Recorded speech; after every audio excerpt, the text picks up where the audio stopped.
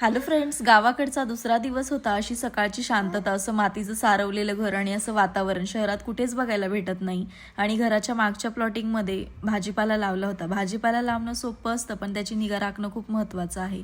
कोणतंही केमिकल न वापरता यामध्ये शेणखत आणि घरचं खत वापरलं होतं. मोहरीचं झाड कसं असतं ते सुद्धा बघायला भेटलं. आणि आंबट चुका ही भाजीचं नावच आहे. खूप चवदार लागते याची भाजी, ती सुद्धा लावली होती. मी शहरातली असल्यामुळे मला या गोष्टी प्रत्यक्षात कधी बघायला भेटल्याच नव्हत्या. आणि या गोष्टी आता बघायला भेटतात तर मला पण खूप इंटरेस्टिंग वाटत होतं. कोथिंबीर तर इतकी छान लावली होती, सगळीकडे हिरवळ हिरवळ दिसत होती. समोर या पूर्ण शेतामध्ये कापूस लावला होता आणि ते पण बाया कापूस वेचण्याचं पण काम करतात. वातावरण पण खूप शांत होतं. आणि डुगूला दुकानात नेलं की तिला एक फ्रेंड भेटली होती. ती लगेच तिला खेळणी घेऊन आली होती खेळण्यासाठी. आणि बाजूच्या ताईंना मेहंदी काढायची होती आणि इन्स्टंट कलर येतो तर लगेच त्यांना मेहंदी पण काढली. आणि घरच्या झाडाला असे छोटे पेरू येत होते. आणि हे घरीच टोमॅटो लावले होते. टोमॅटो आणण्याचा ताणच नाही. आणि गावरान वांगी पण लावली होती, पण चवीला खूप भारी लागतात.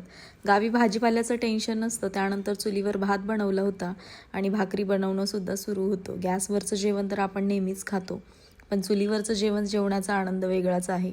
आणि खरंच चुलीवरच्या जेवणाची सर कशालाच येत नाही. आणि तुम्हाला पण चुलीवरचं जेवण आवडतं का, नक्की सांगा. मी तर चुलीवरच्या जेवणाचा मस्त आनंद घेतला होता आणि खूप छान वाटलं मला. तर असा होता गावाकडचा ब्लॉग. तर मंडळी, व्हिडिओ आवडल्यास लाईक करा. भेटूया पुढच्या ब्लॉगमध्ये. बाय.